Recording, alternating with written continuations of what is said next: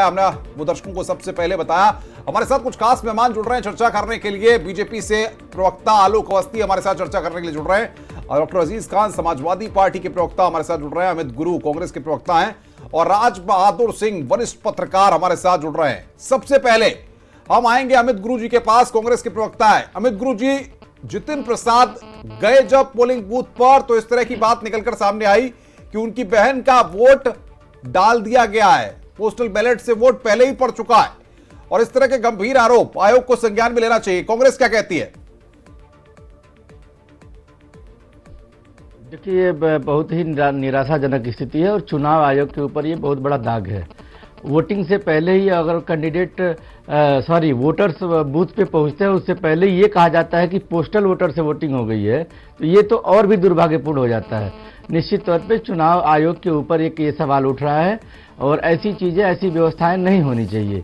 जहाँ तक हमारे जितिन प्रसाद जी ने भी बयान दिया इस चीज़ को, और उन्होंने कहा इसको निराशाजनक बताया। मैं आपको बता दूं, लगातार मांग ऐसी हो रही है। हालांकि यहाँ ईवीएम को हम दोष नहीं देंगे, लेकिन कहीं न कहीं से व्यवस्था में यहाँ खामी आई है, जिसकी वजह से इस तरह के परिणाम आए हैं। अगर ऐसे ही हर जगह हो रहा होगा तो हम कैसे समझ पाएंगे? बिल्कुल। देखिए अनुपम जी, 2-3 बातें बहुत अहम है। कल शाम से जिस तरीके से कन्नौज में हालात बिगड़ गए हैं, शासन और प्रशासन ने वहां के हालात बिगाड़ दिए हैं, और हमारे जो क्षेत्रीय नेता हैं, नगर पंचायत के और बाकी सारे नेता, उनको नजरबंद कर दिया गया। और आपके चैनल ने इसे प्रमुखता से उठाया। पहली बात तो आप धन्यवाद आपको देते हैं हम कि उठाया, और उस पर चुनाव आयोग ने संज्ञान लिया। लेकिन अफसोस इस बात की कि आज भी सुबह सुबह आप देखें कई सारे नेताओं को नजरबंद किया है। उसमें धीरेन्द्र कुमार जी हैं और तहसीन सिद्दीकी साहब और कई सारे लोग हैं। देखिए घबराहट देखिए बीजेपी की कि आज शासन और प्रशासन के दम पर वो चुनाव लड़ना चाहती है। जिस तरीके से हमारे नेताओं को नजरबंद किया जा रहा, पहली बात। दूसरी बात, एक दूसरी शिकायत हमारी है, हालांकि उसका भी निवारण हो रहा है आपके चैनल के माध्यम से, कि एक लंबी फेहरिस्त है ईवीएम के खराब होने की। कन्नौज में तमाम ईवीएम ऐसे हैं जो खराब है, मेरे पास लिस्ट है, कहिए मैं नाम पढ़ करके सुना भी दूं आपको। तो सवाल इस बात का है कि अगर ईवीएम इस तरीके से खराब होगा तो एक स्वस्थ जो लोकतंत्र है वो कैसे जिंदा रह पाएगा? कहीं ना कहीं उसकी बड़ी लेवल पे हत्या हो रही है। इस पर जो है आलोक अवस्थी जी को ले आते हैं सर, आलोक अवस्थी जी को लाते हैं।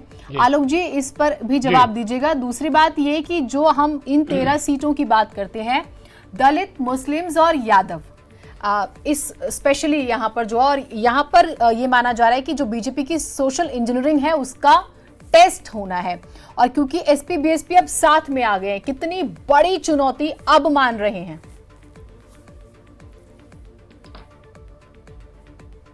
देखिए, भारतीय जनता पार्टी ने सभी वर्गों के लिए काम किया है, और कोई वोट बैंक किसी पार्टी की धरोहर नहीं है।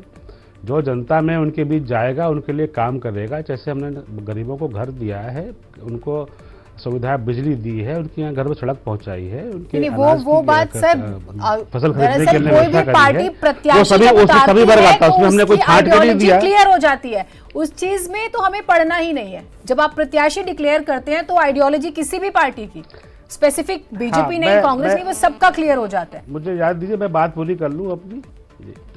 जी, मैं अपनी बात पूरी कर लेता। दूसरी बात, हमारे समाजवादी पार्टी के प्रवक्ता ने कहा कि इनके कुछ नेताओं को नजरबंद किया गया है। आपको मालूम है किसको नजरबंद किया जाता है? अराजक तत्वों को, गुंडों को। अरे आलोक जी, तो अरे आप बात सुनिए, धीरेन्द्र कुमार जी बात सुनिए, अरे बात सुनिए, तहसीन सिद्दीकी गुंडे हैं, ताहिर सिद्दीकी विधायक है, समाजवाद, ये सब जनप्रतिनिधि है, ये गुंडे हैं। हकीकत है कि आप डरे हुए हैं, आप सहमे हुए हैं, शासन और प्रशासन की मदद ले रहे हैं, हार रहे हैं पूरी तरह से। कन्नौज में हार रहे हैं पूरी तरीके से, सारे लोग आदरणीय डिम्पल जी को वोट दे रहे हैं, और ये इन्होंने किसी क्षेत्र की बात नहीं करी। बचाने की स्थिति खराब हो रही है, 13 में से एक कन्नौज की बात कर रहे हैं। कितने दुख की बात है। सर, एक एक करके अगर आप बात रखें तो आपकी बात लोग सुन पाएंगे। गुजारिश है कि आप लोगों से आप अजीज खान अपनी बारे में बात कर ले। क्या बात अपनी बात नहीं हो रही है, गलत स्टेटमेंट जारी कर दिया आपने। अरे आप सुन तो लीजिए अजीज खान साहब, डिबेट नहीं कर रहे, जब भी चुनाव चल रहा है। देखिए सीधी सी बात है, जो अराजक तत्व होते हैं उन्हीं को ही पाबंद किया जाता है कि आप जो है अशांति नहीं फैलाएंगे। आपको मालूम है इसमें तमाम मुचलके भराए जाते हैं, तमाम लोगों को जमानत लेनी पड़ती है। अब समाजवादी पार्टी के अब हम वही बचे हुए हैं, तो हम क्या कर सकते हैं? हमारा क्या दोष है? वो तो चुनाव आयोग, इस समय पूरा देश में चुनाव आयोग के अंतर्गत काम हो रहा है। पूरे पूरे चुनाव आयोग जो है, बिल्कुल आलोक अवस्थी में रोकूंगा आपको, आलोक अवस्थी में रोकूंगा। अजीज खान साहब जो फोरम हम दे रहे हैं इसका सदुपयोग करिए। अजीज खान साहब रुकिए, क्या समाजवादी पार्टी ने जिन बातों को, आलोक अवस्थी में आऊंगा आपके पास, आलोक अवस्थी में आऊंगा आपके पास, रुकिए अजीज खान, जिन बातों को आप यहां इन फोरम पे कह रहे हैं, आपने क्या इन बातों से चुनाव आयोग को, वहां के प्रशासनिक अमले को